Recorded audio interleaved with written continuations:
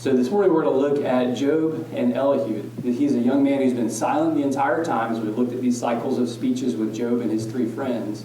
And now, after Job has given his poem on wisdom, Job is going to give his final defense, basically like his final plea for justice and for an explanation. So it's kind of his closing argument is really what Job is doing in the next couple of chapters. And that brings on this young man, Elihu. So if you remember, from last week we finished, chapter 28 finishes with, "Behold, the fear of the Lord, that is wisdom. To turn away from evil is understanding." So Job is part of what's called the wisdom literature. Wisdom is defined as the fear of the Lord, and to turn away from evil is understanding or discernment. So you see very much an ethical understanding of wisdom, understanding your place and how you should act. And now we're going to get into chapter 29, Job's defense. And we'll read a few chapters, or a few verses from these chapters. Here Job's giving his final comments. He's trying to sum everything up. So if you looked at Job 29, Job 30, and 31, here's how you could look at it. Job 29, Job is describing his former happiness before everything was removed from his life. Again, it is worth saying every single week, when you read Job, remember this is a guy who didn't just lose his job or lose a son or a daughter or lose his health. He lost everything. Keep that in mind. So Job chapter 29, Job describes his former life, his former happiness before this happened. Job chapter 30 is Job describing his current condition. Here's how things stand. And it's pretty bleak. We'll read a few verses to give you the full kind of context. And then Job 31, his final comments, Job takes an oath, a promise, saying to demonstrate his innocence. A pledge, I want to demonstrate my innocence. Who will hear me? So let's look quickly at Job chapter 29. Verses 2 through 6 is Job's relationship with God, how it used to be, his former happiness. And then verses 7 through 10, Job's recognition from the community. They respected him. He was a man of wisdom and wealth and prominence. People looked up to him in verses 7 through 10, back in the good old days of Job. Verses 11 through 17, Job describes his admirable conduct, not out of pride, but out of honesty, saying, hey, I help others. I'm a moral, ethical person by the standards of the culture. Verses 18 through 20, Job describes his former sense of security. Things used to be fine. I was taken care of, provided for, everything was good. And then he finishes 21, verses 21 through 25 with, again, underlying everything, highlighting everything. Job shows his recognition, his respect from people around him, that he was a man respected for his ethics, his morality, his goodness, his righteousness. So it's interesting. This is one of the most, if you look at chapter 29, it's one of the most important documents in the Bible for studying Israelite ethics. Israelite ethics. What is right? What is wrong? How should we live as ethics? What are the decisions that we should make today for how we should live? Chapter 29 is a great description of Israelite ethics, depending on when he lived. But in the opening verses, in 29, we see that Job has pain as he remembers all the joy, the fulfillment of his earlier days in life, how great it was. In verse 4, he talks about the autumn days, the time of richness and harvesting and ripeness. Things were great in the good old days before everything was taken from him. And he says, I experienced the traditional signs of God's blessing. I had a large family, I had flocks, productive land. And then in 7 through 11, he describes how he's viewed in society. Often, not always, but often in the ancient Near East, wealthy individuals were not often loved. They were often feared, envied, or hated. But Job describes the fact that he is respected and loved by others because he is a good person, which is unusual. He is a wealthy man who's loved by others in his community because of his actions, because of his character. People know Job, and they know he is a good person from our perspective. We're all sinners, we know that. But from an ethical standpoint, he's trying to be a good person. His actions in verse 11 and his speech is approved by others, he says in verse 11. Job's point here is nobody, before everything was taken from him, nobody ever accused him of being this type of bad person or this type of malevolent character. He talks about the gate of the city where he was received. That's the gate of the city is the center of the community. That's where things were discussed, trade was conducted, matters of justice were determined. Job has, if you look at verses 12 through 17, Job is respected because he has provided for those in his community, those that had need. He says, quote, I put on righteousness and it clothed me. My justice was like a robe and a turban. He is helping others. His religion is not confined to Saturday at that point. It's not confined to Saturday and the rest of the week. It's just all about him. It's not like that at all. His actions are demonstrated in the community. The final verses of chapter 9, before we get to chapter 30, complete the picture of Job's life pre-suffering. He was the leading man in his town. When Job spoke, everyone kind of listened up. This guy, let's hear what Job has to say. He says his words were welcome like a spring rain. And the rains in that culture, again, based on the weather patterns, were needed for crops to survive in the summer. You had to have a spring rain, otherwise when it was a dry summer, your crops would die. So just as the farmers needed the rain, they needed the words of Job. And he concludes chapter 29 by asserting that he was given the highest titles and recognition in his town. One scholar basically paraphrases the last part of chapter 9 by saying that Job was chosen as their governor. He was their chief. He was like a local king by the way that he was respected by others. Now we turn to chapter 30, and Job has said, the Lord has given to me, chapter 29, but now in chapter 30, the Lord has taken away. Earlier in the book of Job, we noted that Job appeared to be more concerned about his immediate pain. Now it seems he's more aware of the spiritual and social aspects of what he has suffered. His seemingly distant relationship from God, and the fact that people who used to respect him, people who used to be his friends, are now not his friends, now accusing him, as we've seen in the last several weeks, accusing him of just being a bad person. And he's saying, okay, great, but give me the evidence. Here, Job appears more subdued and less defiant. It seems like he's kind of been worn down by chapter 30. So if you look at chapter 30, a quick little outline would be verses 1 through 15 is what men have done to Job, what they said about him. Namely, the three characters who've been his friends. Then in verses 16 through 23, Job shifts his perspective to what God has done to Job. So not what people have done to Job, but what God has done to Job. And then verses 24 through 31, what he goes back to his previous point, what men have done to him, what men have done to Job. So once Job had the respect of everyone in his town, now he's considered to be contemptible. Even verses 1 through 8, even the outcasts of society, the people who were seen as like, hey, you don't really want to hang out with those people, those are not the best people, even they have contempt on Job. Even they look down on him. Verses 9 through 15, Job says that the people he cared for, specifically the three people around him, mock him and abhor him. In verses 16 through 23, Job shares his pain and describes it as something that is destroying his flesh night and day. In verses 20 through 23, he gets specific and he addresses his pain to God and asks God to answer him. I'm sure you've had that experience before as well. And Job concludes this chapter with more reflection on his current condition in verses 24 through 31. He says in verse 29 that his only friends are the animals. Verses 28 and 30, he talks about his appearance is repulsive to others because he has been so afflicted with, you read through what we saw a couple months ago, the boils and stuff on his body. Remember, his friends couldn't recognize him.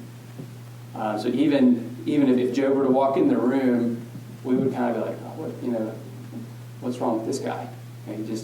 Job is awkward, He says in verse 31, my voice is gone. He's lost his voice. His health is gone. So if you read just a couple verses, just to get a sense of Job's predicament. Verse 20 of chapter 30.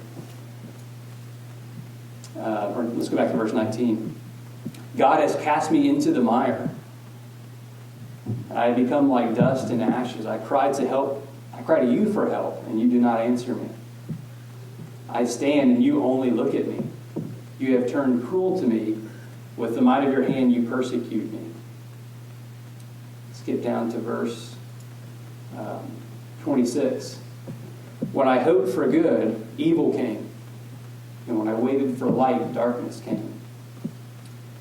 My inward parts are in turmoil and never still. Days of affliction come to meet me. I go about darkened, not by the sun. I stand up in the assembly and cry for help. And these are some honest words of a person struggling. There's accusations to God. I cry to help. You don't answer me. I stand and you just look at me. You've turned cruel to me. I hoped for good. Evil came. I waited for light, and darkness came. So you see, Job is being honest. He is sharing what's happening, what he's experienced, and ultimately he will get an answer later to those comments. So let's go down to chapter 31. This is his final defense, and it takes the form of an oath, like an ancient Near Eastern oath of innocence, where you would, I'm innocent, put your hand on the Torah or whatever. So Job is making, in chapter 31, a negative confession. I have not done these things. It's in the negative form. These are the things I have not done. It's addressed to God because he's appealing to God for judgment against the human judgment he's receiving. And here's essentially what chapter 31 is. It's interesting. It's Job listing specific sins, things that we'd all agree, oh yeah, you shouldn't be doing that. And saying, here's a specific sin that I haven't committed. And it's not out of pride, it's out of self-examination and an oath to say, I've not done these things. And in an oath formula, basically in the ancient Near East, you would say, if I have done X, if I have stolen sheep or goats, then let Y happen to me, and let the punishment fit the crime. That's kind of the formula here. So, again, this is the Old Testament, Leviticus, lex talionis, eye for an eye, tooth for a tooth. Job says, if I've done this, I should receive the punishment. Sin deserves punishment. So the first thing he lists, verses 1 through 4, lust. And Job says, I've made a covenant with my eyes. I'm not even looking. I'm married. I'm not even doing this. That's the first one. He's going to list several here. The next one in verses 5 through 8 is dishonesty. And Job basically brings on a curse of crop failure if he's been dishonest in his business practice. Job is saying, I've been honest, so when I've said something to someone, it's been, my yes has been yes, my no has been no. So lust, dishonesty. Then verses 9 through 12, he brings up the issue of adultery and says, I've been faithful to my wife. I've not been unfaithful. And he talks about the fire connected with Sheol in verse 12, which is a rare occurrence. It's interesting imagery there. Sheol, the place of the dead. There's imagery of fire there. It's interesting. It's a rare occurrence in the Old Testament. So he says, lust, haven't done it. Dishonesty, haven't done it. Adultery, haven't done it. Verses 13 through 15 is the next one. Oppression. And by that he means using his wealth, his power, to bring people into servitude to himself and take advantage of people because he can. That's oppression. So one scholar has said that the ethics contained in these 3 or 4 verses, 13 through 15, are unmatched in the ancient world and ancient culture. Because you probably don't hear this all the time, but if you study history, slavery was not just the problem of the United States. Slavery is a human problem. And pretty much, with very few exceptions, every culture in history has had slavery. Shocking. Because if you can take advantage of someone and own them and use them for your own good, we tend to want to do that. Slavery is common in this culture, and slaves are often treated like animals. Again, we don't know when this was written. My guess would be before King David, so you're gonna think 3,000, at least, in my opinion, at least 3,000 years ago. Slavery's common. If I can bring Brian into slavery or whoever and take advantage of and use them for my own gain, I'm going to. That's the culture. But here Job indicates that he's never done that. He's had the opportunity. Remember chapter 1, Job is the wealthiest man in the land. He could take advantage of people and he doesn't. So he has treated people fairly. He's been a man of integrity. So the next sin he lists goes along with this, verses 16 through 23. He talks about stinginess. If you remember back to chapter 22, Eliphaz had accused Job of inhumanity against the helpless. Job denies that charge and says he's helped the poor. So when someone has come to him and said, hey, I need money for groceries, I need some gas money, I need whatever, to rent money, I need a couple $100 for utilities. Job says, I haven't just kind of watched my wallet. I've said, here, let me help.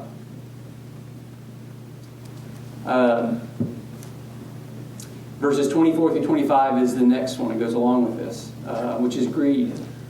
Going back to chapter 22 again, Eliphaz had challenged Job to treasure God above everything. Chapter 22, verse 23. Eliphaz said, Job, you don't value God as much as you should. Here, Job denies that he's been greedy and just trying to get wealthy, and that his whole life is about money. He rejects that. The next sin he rejects, again, there's a number of these, in verses 26 through 28, idolatry. So Job rejects any form of pagan worship, which would have been in that culture, worship the sun, worship the moon, the stars, find a big tree that you like and worship that big tree. Right? He says, I haven't done any of that. Verses 29 through 30, vindictiveness. Here we see Job's ethic, kind of the spotlight on Job's ethic. He's refused opportunities to ruin others. He's not been shown vengeance towards others. And so to claim this, one scholar says, to claim this is a very daring invitation for God to search him and say, maybe you did want to get back at Gary for something. You did want to get back at somebody. He's saying, search me. I've not tried to get back at anybody. I've not done that. And we'll go quickly through the last few. These are somewhat similar to ones he's mentioned, but he's covering everything. Verses 31 and 32, he says, I'm not a miser. I show hospitality, provide for others. Verses 33 through 34, he says, I'm not a hypocrite. I'm not hiding my sin from God like Adam and Eve did. When they sinned in Genesis 3, what did? They hid. Job says, I'm not hiding anything. I'm not trying to live a double life. Then in verses 38 through 40, he finishes and Job personifies the land and claims that he has not misused or abused the land. He's not exploited others or people, other things, for his own benefit. And Job is prepared to accept the curses, similar curses given to Adam or Cain in the book of Genesis, if he is found guilty of exploiting for his own benefit. And then as he finishes up the final few verses, he once again demands a hearing with God. Job claims to sign a document showing his innocence and desires to have a written indictment from his enemy. And he asserts that he would proudly carry a document around with him on his shoulder. So let's look at that before we move on to Elihu. Verse 37 of chapter 31. Let's go back to verse 35, sorry. Oh, that I had one to hear me. Here is my signature. Let the Almighty answer me. Oh, that I had the indictment written by my adversary. Surely I would carry it on my shoulder. I would bind it on me as a crown. I would give him an account of all my steps. Like a prince, I would approach him. So there you see Job saying, I want my adversary to write up an indictment against me and tell me. I'll sign it. I'll sign the fact that I've not done any of these things that I'm accused of. So Job is struggling for ways to show he's innocent, that he's not guilty of all these things that he's been claimed to do. So let's look at the beginning of Elihu's speech, and then we'll stop so we can have some discussion. We'll look just for a few minutes at Elihu's first speech. So again, Job has been with these three elders or older men who are friends of his for a while, and now we know that there's been another younger guy who's been there silently observing because it would have been disrespectful for him to jump in. So he's following what seems to be probably some cultural norms. So Elihu's first speech, he's going to have a few, is introduced by prose in verses 1 through 5. He's given a clan name, tribal membership. So again, these are hints that this is a person, a real person. We talked about that a few months ago. Is Job just a mythical story about how do we deal with suffering? I don't think so. I think it's probably a real story. Here you have a guy, again, specific name, clan name, tribal membership. It seems to be a person that the writer is talking about. And the names given are all Western Semitic names. 4 times here, the writer tells us that Elihu is angry. He's angry about this stalemate between Job and his three friends. He's angry at Job because he thinks that Job has made himself more justified than God, more righteous in his actions than God. And neither the friends nor Job can find a solution to the problem. This guy's upset about this. And so Elihu, as a younger guy, has withheld his words. He's been respectful. Don't want to jump in here. But as one scholar says, Elihu has the pose or the posture of a youth that sees just a little bit of life, but he sees it clearly. He only sees a little bit, but he sees it clearly, and he's going to weigh in on it.